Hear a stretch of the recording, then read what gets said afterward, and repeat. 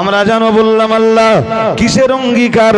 আল্লাহ পাক রব্বুল আলামিন বললেন আল্লাহ তা'বুদুশ শাইতান, তোমরাই না একদিন অঙ্গীকার করেছিলে তোমরা শয়তানের দাসত্ব করবে না,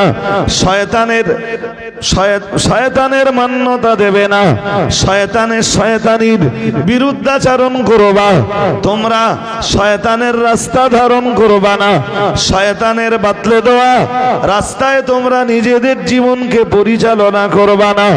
তোমরা কি আল্লাহর কাছে এই অঙ্গীকার করনি? আল্লাহ জিজ্ঞেস করছেন আলাম আহাদ ইলাইকুম আল্লাহ তা'বুদুশ শাইতান, অঙ্গীকার করনি? তোমাদের মনে নেই? অঙ্গীকার কবে করেছিলাম, কোথায় করেছিলাম সে সব কোরআনে আছে, বাট আমার বক্তব্যের প্রাসঙ্গিকতা ওটা নয়। সূরা বাকারা থেকে যে আয়াতটা পড়েছি ওই আয়াতের মর্মটা বুঝুন। আল্লাযীনা ইয়ানকুদুনা আহাদাল্লাহি মিন বাদি মিসাকিহি, মহান আল্লাহ জানিয়েছেন যারা আল্লাহর সাথে কৃত অঙ্গীকারকে ভঙ্গ করে, আল্লাহ পাক রব্বুল আলামিন বললেন এবং কিয়ামত পর্যন্ত যারা এই আল্লাহর সাথে কৃত সেদিনের অঙ্গীকারকে ভঙ্গ করবে, আল্লাহ পাক 2 নম্বরে বললেন ওয়ায়ানকুদুনা আল্লাযীনা ইয়ানকুদুনা আহাদাল্লাহি মিন বাদি মিসাকিহি ويقطعون ما امر الله به اي يوصل, মহান আল্লাহ জানিয়েছেন আর আমি আল্লাহ পাক রব্বুল আলামিন যে সম্পর্ক তাদেরকে বহাল রাখতে নির্দেশ দিয়েছি ওই সম্পর্কে যারা বিচ্ছিন্নতা নিয়ে আসে,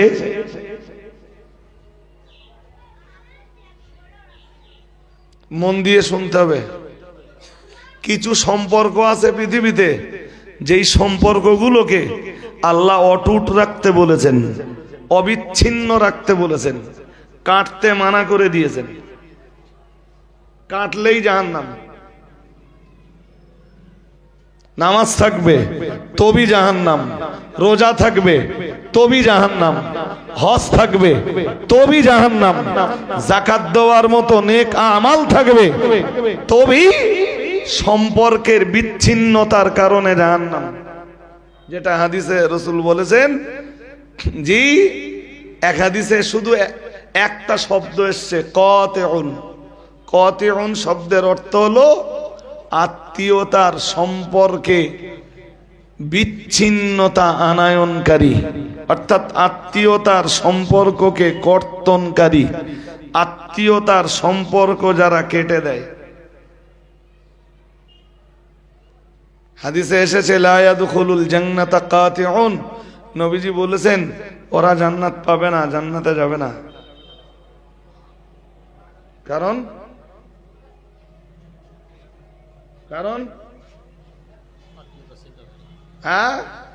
ওটা আমরা ওরকম স্বাভাবিক বুঝি, আর যদি আর একটু গাঢ় বোঝার চেষ্টা করি তাহলে এরম ভাবে বুঝতে হবে এই যে একে আল্লাহর ইবাদত, বান্দার কাছে প্রথম অধিকার আল্লাহর।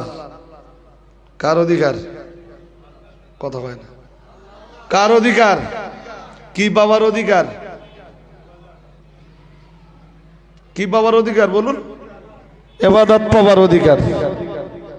হযরত মুআজ ইবনে জাবালকে নিয়ে রাসূল কোথাও যাচ্ছেন, মুআজ গাধার পিঠে, রাসূলের পিছে বসা, বাহনের পিছনের দিকে বসা মুআজ ইবনে জাবাল, রাসূলুল্লাহ সামনে বসা, কোথাও যাচ্ছেন রাসূলুল্লাহ।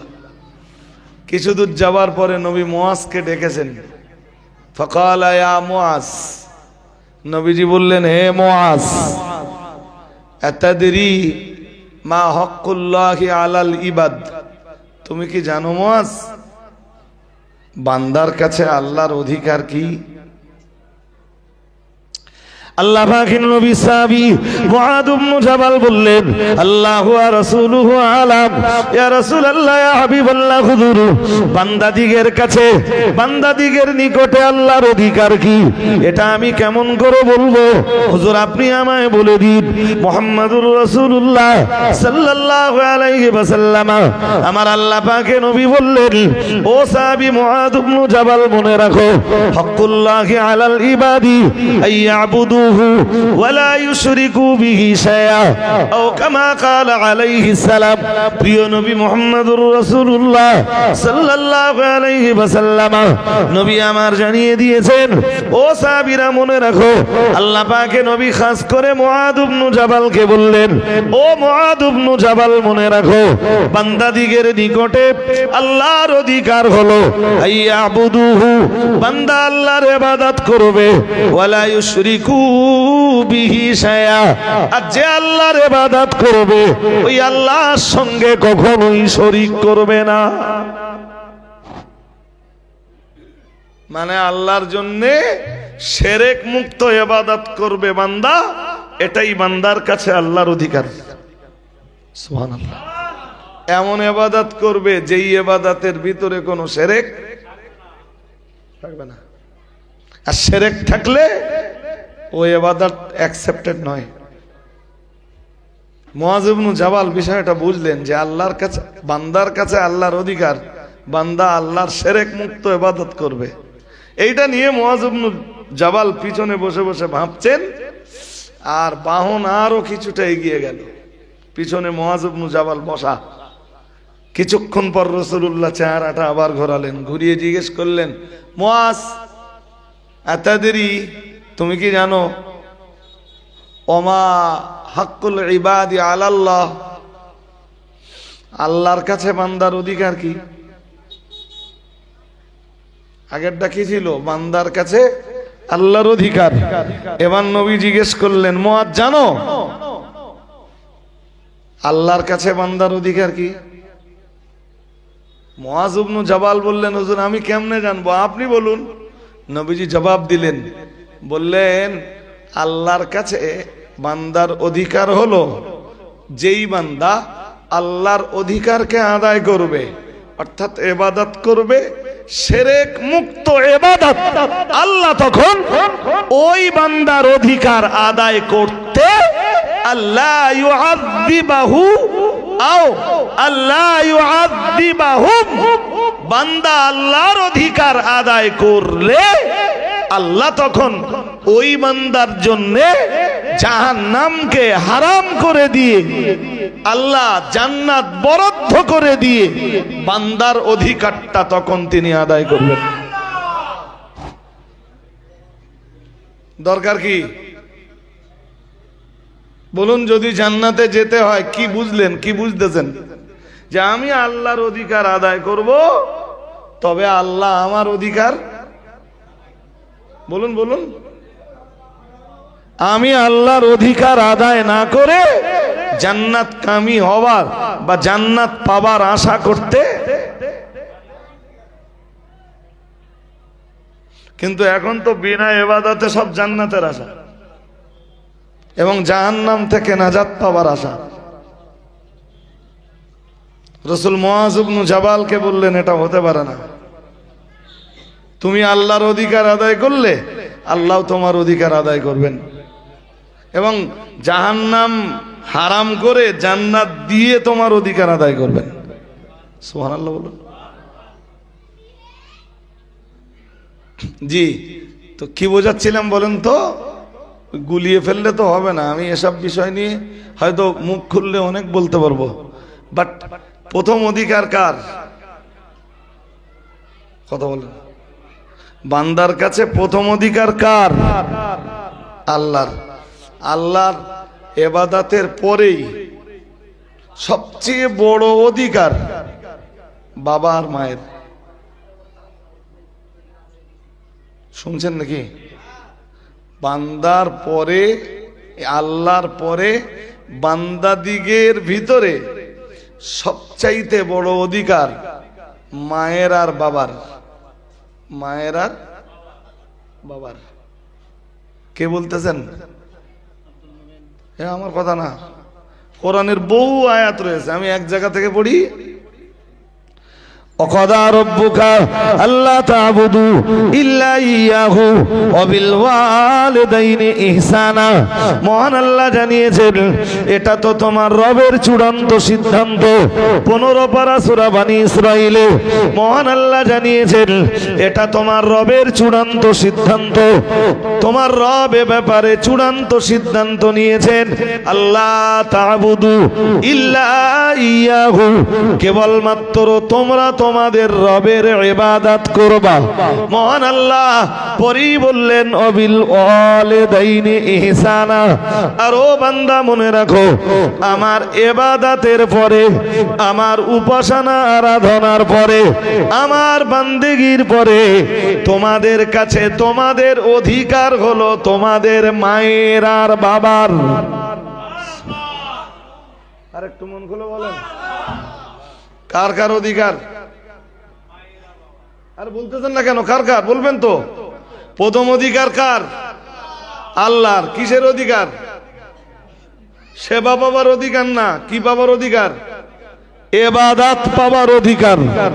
তো আল্লাহর এই অধিকার আদায় করার পরে এবারে বান্দা দেখবে তার মা বাবা বেঁচে আছে কিনা। যদি বেঁচে থাকে কি করা লাগবে?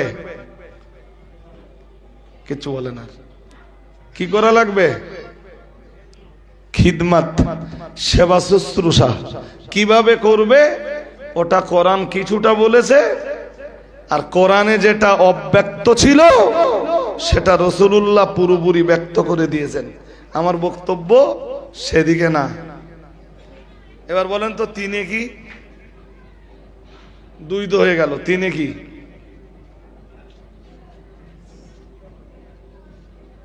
কথা বলেন। তিনে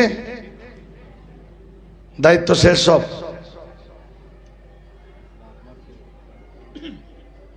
বাবা মার খেদমত দুইয়ে এলাম, একে আল্লাহর ইবাদতে ছিলাম, দুইয়ে বাবা মায়ের সেবায় এলাম, তিন আমরা আজ জানি না। এই ইবাদত করতে হবে এই পর্যন্ত খানিকটা জানি। আর আল্লাহর ইবাদতের পরে বাবা মায়ের খেদমত আছে, ওটাও খানিকটা বুঝি। এরপরে আর বুঝি না। কিন্তু আল্লাহ কোরআনের বহু আয়াতে এটা বলেছেন, বহু আয়াতে। 3 নম্বরটা কি? যেমন এই যে প্রতি সপ্তাহে দেখবেন জুমার যে খুতবা হয় না, কটা খুতবা হয়? 2 খুতবা। প্রথম খুতবার মাঝখানে একটু বিরতি, মানে প্রথম খুতবার পরে একটু বিরতি দিয়ে আল খুতবাতুস সানিয়া, সেকেন্ড খুতবা, সেকেন্ড লেকচার। তো সেকেন্ড এই লেকচারে দেখবেন অধিকাংশ মসজিদে যে খুতবা পড়া হয় ওই খুতবার একদম শেষের দিকে আছে সূরা নাহালের 90 নম্বর আয়াত, ইন্নাল্লাহা ইয়া'মুরু বিল আদলি ওয়াল ইহসানি ওয়া ইতাইদিল কুরবা।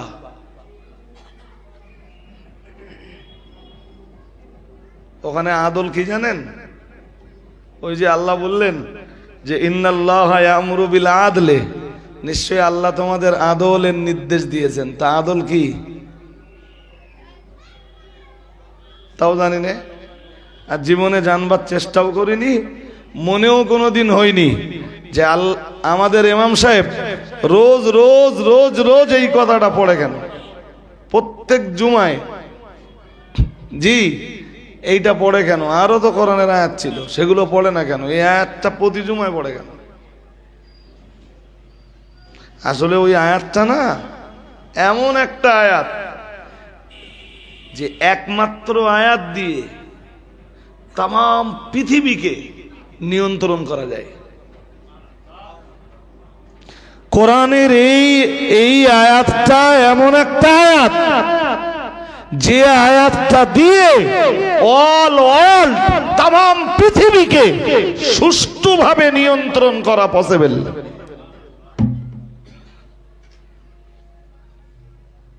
এই জন্য প্রত্যেক ইমাম সাহেব জুমার খুতবাতে ওই আয়াতটা পড়ে, ইন্নাল্লাহা ইয়া'মুরু বিল আদলি ওয়াল ইহসানি ওয়া ইতাইদিল কুরবা ওয়া ইয়ানহা আনিল ফাহশাই ওয়াল মুনকার ইয়া'iযুকুম লাআল্লাকুম তাযাক্কারুন। ওই আয়াতের শেষে আল্লাহ বলতেছেন বলেন যে ইয়াইদুকুম, আল্লাহ বলেন যে আমি তোমাদের কাছে ওয়াজ করছি, লাআল্লাকুম তাযাক্কারুন, যাতে তোমরা আমার ওয়াজ, আমার নসিহতটাকে অন্তত গ্রহণ করো। কি নসিহত? প্রথম নসিহত, ইন্নাল্লাহা ইয়া'মুরু বিল আদলি ওয়াল ইহসানি। মহান আল্লাহ জানিয়েছেন, ইন্নাল্লাহা, নিশ্চয়ই আল্লাহ, ইয়া'মুরু বিল আদলি, মহান আল্লাহ আদলের নির্দেশ দিয়েছেন। আদলের অনেক ব্যাখ্যা, শুধু যদি আদলের ব্যাখ্যা করা হয় এক মজলিসে 2 ঘন্টা ধরে আদলের ব্যাখ্যা দেওয়া যাবে, অস্বাভাবিক কোনো ঘটনা নয়। তবু আমি শুধু কনসেপশনটা আপনাকে আজকে দিচ্ছি। আমি আপনাকে ইতিপূর্বে হাদিস পড়ে শোনাচ্ছিলাম। মুআদ ইবনে জাবালকে নবী জিজ্ঞেস করছিলেন, ও মুআদ ইবনে জাবাল, তুমি কি জানো বান্দার কাছে আল্লাহর অধিকার কি? মুআদ ইবনে জাবাল বলছিলেন, হুজুর আমি কেমনে বলবো, আপনি বলুন, আমি জানি না। মুহাম্মাদুর রাসূলুল্লাহ সাল্লাল্লাহু আলাইহি ওয়াসাল্লাম বলছিলেন, ও মুআদ ইবনে জাবাল, বান্দাদিগের কাছে আল্লাহর অধিকার হলো, বান্দাদিগের কাছে আল্লাহর হক হলো আইয়াবুদুহু, বান্দা আল্লাহর ইবাদত করবে, ওয়ালা ইউশরিকু বিহি শাইআ, যে আল্লাহর ইবাদত করবে ওই আল্লাহর সঙ্গে কাউকে শরীক করবে না। ওটাই হলো বান্দার জীবনের সবচাইতে বড় আদল, ওটাই বান্দার জীবনের সবচাইতে বড় ন্যায়পরায়ণতা। যে বান্দা আল্লাহর ইবাদতমুখী নয়, ও বান্দা তো ন্যায়পরায়ণ নয়, ও বান্দা আদলটাকে নিজের জীবনে গ্রহণ করতে পারিনি, ও বান্দা ইনসাফওয়ালা বান্দা নয়। আমি তোকে পৃথিবীতে পাঠালাম, তোকে আমি সৃষ্টি করলাম, বেঁচে থাকবার জন্য অক্সিজেন দিলাম, আমার জমিনের উপরে জায়গা করে দিলাম, আমার আকাশের নিচে তোকে জায়গা করে দিলাম, আমার রুজি রুটি প্রতিদিন তুই মানে ভক্ষণ করে থাকিস, আর তুই আমাকে ইবাদত করিস না, আমার জন্য সাজদা দিস না। বান্দা, তোর জীবনের এর চাইতে বড় বেইনসাফি আর কি হতে পারে? তুই অন্যের ন্যায় বিচার পরে করবি, নিজের উপরে আগে ন্যায় বিচারটা কর। ওই জন্য ওখানে আদলের মানে যদি হয় ন্যায় বিচার, তাহলে প্রত্যেক বান্দা তার নিজের উপরে প্রথম ন্যায় বিচারটা করবে। বাকি ব্যাখ্যা কোরআনের তাফসীরে। কোরআনের তাফসীরে মিন্স আমার বলবার মতো অবকাশ পরিবেশ কোনোটা নেই, কোনোটা নেই। শুধু আর একটা কথা ধরাবো, সূরা আলে ইমরানের শেষের দিকে আছে, আল্লাহ বলেন, إن في خلق السماوات والأرض واختلاف الليل والنهار لآيات لأولي الألباب। মহান আল্লাহ জানিয়েছেন, إن في خلق السماوات والأرض, নিশ্চয়ই আসমানের সৃষ্টিতে এবং জমিনের সৃষ্টিতে আল্লাহ পাক আবার জানিয়েছেন, ওয়াখতিলাফিল লাইলি ওয়ান নাহারি, রাত আর দিনের পরিবর্তনে মহান আল্লাহ জানিয়েছেন, লাআয়াতিল লিউলিল আলবাব। মহান আল্লাহ জানিয়েছেন, আমি বিচক্ষণ সম্প্রদায় যারা, বিবেকবান মানুষ যারা, তাদের জন্য আমার আকাশের সৃষ্টি, আমার জমিনের সৃষ্টিতে এবং রাত আর দিনের পরিবর্তনের ভিতরে বহু বহু বহু নিদর্শন লুকিয়ে রেখেছি। আর একটু মন খুলে বলেন, রাত কেন নিদর্শন, দিন কেন নিদর্শন, আকাশে আল্লাহর কি নিদর্শন আছে, জমিনে আল্লাহর কি নিদর্শন আছে, সেগুলো বলতে পারলেও আমার কাছে অবকাশ নেই। যেটা বোঝাচ্ছি এইটা বুঝুন। আমরা আল্লাহকে জিজ্ঞেস করলাম, আল্লাহ এই নিদর্শন আপনি আকাশে, জমিনে, রাতের ভিতরে, দিনের ভিতরে লুকিয়ে রেখেছেন আল্লাহ, তা আল্লাহ এই নিদর্শনগুলো কাদের জন্য লুকিয়ে রেখেছেন? আল্লাহ বললেন, লাআয়াতিল লিউলিল আলবাব, বিবেকবান সম্প্রদায়ের জন্যে আমি এই নিদর্শনগুলো লুকিয়ে রেখেছি। আমরা বললাম, আল্লাহ বিবেকবান কারা, আমরা তো ওইটাই বুঝলাম না। এই পৃথিবীর সবাই তো বলতেছে বিবেকবান, আমরা তো এটা বুঝলামই না আল্লাহ যে বিবেকবান কারা। আল্লাহ বললেন বুঝলে না, ঠিক আছে আমার কাছে বুঝে নাও, আমার কোরআন থেকে বুঝে নাও। ঠিক পরে আবার একটা আয়াত দিলেন, দিয়ে বিবেকবান কারা ওইটা আল্লাহ বুঝিয়ে দিলেন খুব সুন্দর করে। বললেন আল্লাযীনা ইয়াযকুরুনাল্লাহা কিয়ামান ওয়া কুউদান ওয়া আলা জুনুবিহিম ওয়া ইয়াতাফাক্কারুনা ফী খালকিস সামাওয়াতি ওয়াল আরদ রাব্বানা মা খালাকতা হাযা বাতিলান সুবহানাক ফাকিনা আযাবান নার। আমরা জানো জিজ্ঞেস করলাম আল্লাহ বিবেকবান হতে গেলে কি কি লাগবে? মহান আল্লাহ এক নম্বরে বললেন আল্লাযীনা আল্লাহ। মহান আল্লাহ বললেন বিবেকবান হতে গেলে এক নম্বরে লাগবে জিকরুল্লাহ। কি লাগবে? মানে আল্লাহ জিকির। কি লাগবে বলুন বলুন। বিবেকবান কারা? আল্লাহ বলবেন, আল্লাহ জবাব দিলেন জিকির করে যারা। সুবহানাল্লাহ। যাদের জিকির নেই ওদের বিবেক নেই, জিকির আছে বিবেক আছে। আমরা বললাম জিকির কি? আল্লাহ বললেন তাকিয়ে দেখো আমার কোরআনের দিকে, জিকির কোনটাকে বলে আমি ও ব্যাপারেও কোরআনে বহু আয়াত দিয়ে রেখেছি। আমরা অনুসন্ধান করতে করতে পেয়ে গেলাম মহান আল্লাহর কোরআন জানিয়েছে 21 পারার প্রথম পৃষ্ঠার প্রথম লাইনে সূরা আনকাবুতের 45 নম্বর আয়াতে মহান আল্লাহ বললেন উতলুমা উহিয়া ইলাইকা মিনাল কিতাবি ওয়া আকিমিস সালাতা ইন্নাস সালাতা তানহা আনিল ফাহশাই ওয়াল মুনকার ওয়া লাযিকরুল্লাহি আকবার আল্লাহু ইয়ালামু মা তাসনাউন। আমরা জানো বললাম আল্লাহ জিকরুল্লাহ কোনটা, আমরা আরো পরিষ্কার হতে চাই। মহান আল্লাহ আবার একটা আয়াত দিলেন সূরা তাহার ভিতরে। আল্লাহ পাক আয়াতটা দিয়ে বললেন ইন্নানি আনাল্লাহ লা ইলাহা ইল্লা আনা ফা'বুদনি ওয়া আকিমিস সালাতা লিযিকরি। আমরা জানো বললাম আল্লাহ আমরা তো ওই আয়াতে খুব স্পষ্ট হতে পারিনি। আল্লাহ মহান আল্লাহ বললেন শোনো জিকরুল্লাহ কাকে বলে, আমার জিকির কাকে বলে, এটা এবার আমি বুঝিয়ে দেব। ইন্নানি আনাল্লাহ, মহান আল্লাহ বললেন নিশ্চয়ই আমি হলাম আল্লাহ, লা ইলাহা ইল্লা আনা, আমি ছাড়া কোনো উপাস্য নেই, ফাবুদুনি, সুতরাং আমার ইবাদত করো, ওয়াকিমিস সালাতা লিযিকরি, মহান আল্লাহ বললেন আর আমার জিকিরের জন্য সালাত কায়েম করো। সালাত কিসের জন্য এবার বলেন? বুঝতে অসুবিধা হচ্ছে? সালাত কিসের জন্য? আল্লাহ বললেন ওয়াকিমিস সালাতা, তুমি সালাত প্রতিষ্ঠা করো। আমরা যেন বললাম আল্লাহ সালাতের ভিতরে কি পাবো? আল্লাহ বললেন লিযিকরি, ওটাই তো আমার জিকির, আমার জিকিরের জন্য তুমি সালাত প্রতিষ্ঠা করবা। এবার বলুন বিবেকবান কারা? জিকির করে যারা, তাই তো? জিকির করে যারা। জি, জিকিরের মর্ম কি?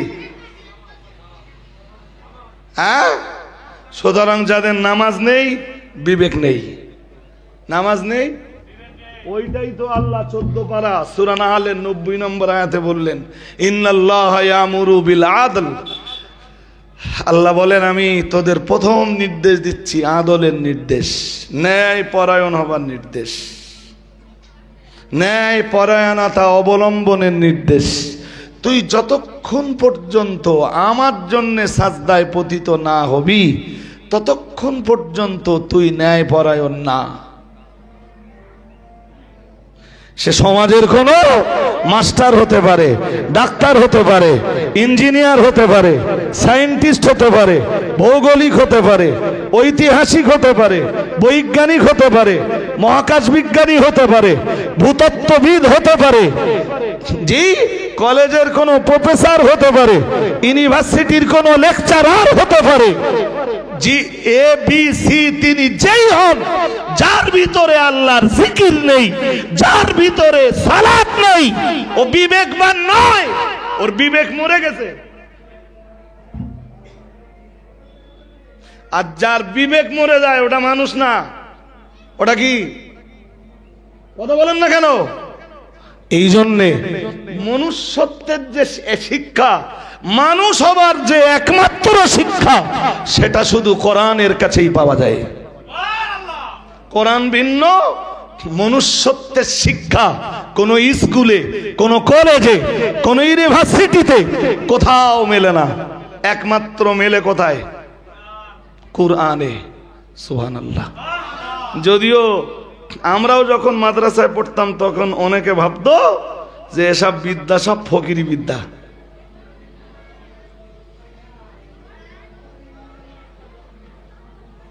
আলেম ওলামা দেখলে মানুষ মনে করে যে এরাই ভিক্ষা টিক্ষা করে আনে সব।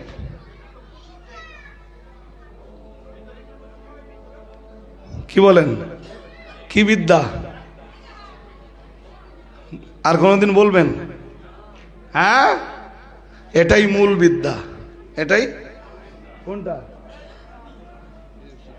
হ্যাঁ, এই জন্যে কোরআনের মানে সর্বোচ্চ পর্যায়ের জ্ঞান হলো কোরআনুল কারীমের জ্ঞান, যেটাকে আরবিতে বলে উলুমুল কোরআন, কোরআনের এলেম। যাক, বিবেকবান কারা? আল্লাহ বললেন জিকির করে যারা। জিকিরের মানে সালাত আদায় করে যারা। আমরা জানো আল্লাহকে বললাম আল্লাহ সালাত তো আদায় করতে হবে, বুঝলাম। বিবেকবান হতে গেলে সালাত তো আদায় করা লাগবে, বুঝলাম। কিন্তু সালাত আদায়ের পদ্ধতিটা কি হবে আপনি বলে দেন। মহান আল্লাহ বললেন আল্লাযীনা ইয়াযকুরুনাল্লাহ কিয়ামান।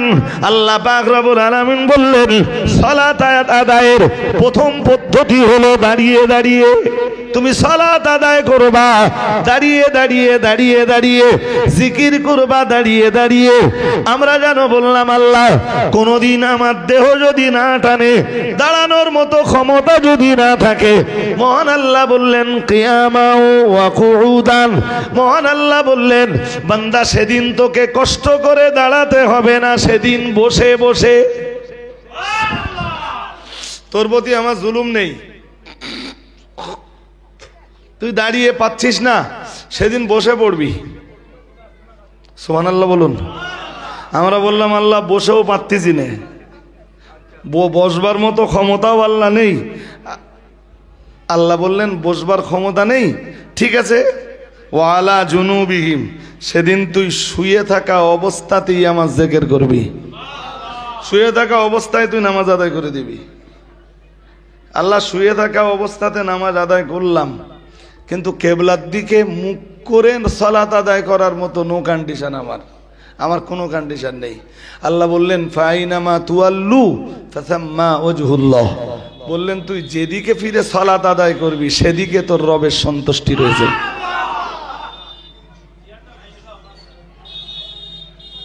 আমার কথা বুঝেছেন নাকি? বুঝেছেন? কটা হলো বলেন দিন? আল্লাহ আমি তো এমন কন্ডিশনে পৌঁছে গেছি আল্লাহ, যেই কন্ডিশনে আমার তো ডাক্তার পানি লাগাতেও নিষেধ করে দিয়েছে। তো আমার তো সালাত আদায় করতে গেলে আল্লাহ এই পানি লাগাতে হবে। পবিত্রতা অর্জন না করা পর্যন্ত নামাজের দরজা তো খুলবে না আল্লাহ, কিন্তু আমি তো পারতেছি না আল্লাহ। আল্লাহ বললেন ফাতায়াম্মামু সাঈদান তাইয়্যিবা, তুই পবিত্র মাটি দিয়ে পবিত্রতা অর্জন করে সালাত আদায় কর। কিন্তু তুই আমার দিকে তাকাতে হবে। এবার আমার দিকে হজ হয়ে গেছে, আমার হজ হয়ে গেছে, দৌড় গড়ায় পৌঁছে গেছি আমি। জি, কি বোঝাচ্ছিলাম বলুন তো? কি বোঝাচ্ছিলাম? বিবেকবান হতে গেলে হয় দাঁড়িয়ে, আর নইলে বসে, নইলে শুয়ে, যে কন্ডিশনেই হোক সালাত আদায় করতে হবে। সালাত যারা আদায় করে ওরা বিবেকবান, যারা সালাত আদায় না করে ওরা বিবেকবান নয়। সহজ কথা। জি, ওটাই আল্লাহ 14 পারা সূরা নাহলের 90 নম্বর আয়াতের প্রথম অংশে বললেন বান্দা ওটাই আদালত, ওটাই ন্যায় পরায়ণতা। ইন্নাল্লাহা ইয়ামুরু বিল আদলি। আমরা বললাম আল্লাহ আর কোন হুকুম আছে? আদলের হুকুমটা বুঝলাম খানিকটা হলেও, আর কোন হুকুম? আল্লাহ বললেন আর একটা হুকুম আছে, ইহসান। কিসের হুকুম? মাল মুরাদু বিল ইহসানে হাউনা, অনেক লম্বা তফসির। ইহসানের তফসিরও অনেক লম্বা। আমরা যদি যদি কোরআনের তফসির কোরআন দিয়ে নেই, তাহলে ওয়াকাদা রাব্বুকা আল্লাহ তা'বুদু ইল্লা ইয়্যাহু ওয়া বিল ওয়ালিদাইনি ইহসানা। যদি কোরআনের তফসির কোরআন দিয়ে নেই, তাহলে ফার্স্ট টাইম এখানে ইহসানের মর্ম হবে তোর মা বাপের প্রতি সদ্ব্যবহার। কার প্রতি? সেই তো কন্ডিশন একই এসে দাঁড়ালো। 2 পর্যন্ত বুঝলুম, 3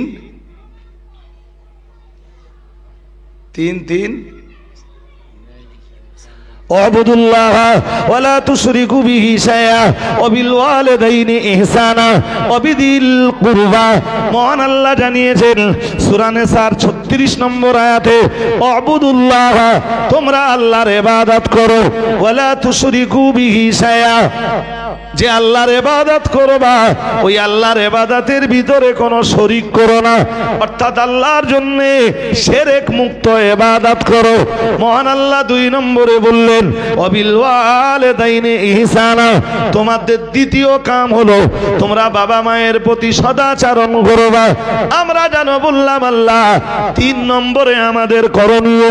মহান আল্লাহ বললেন অবিদিল কুরবা, মহান আল্লাহ বললেন তোমার নিকট আত্মীয় যারা রয়েছেন তাদের প্রতি সৎ ব্যবহার করবা।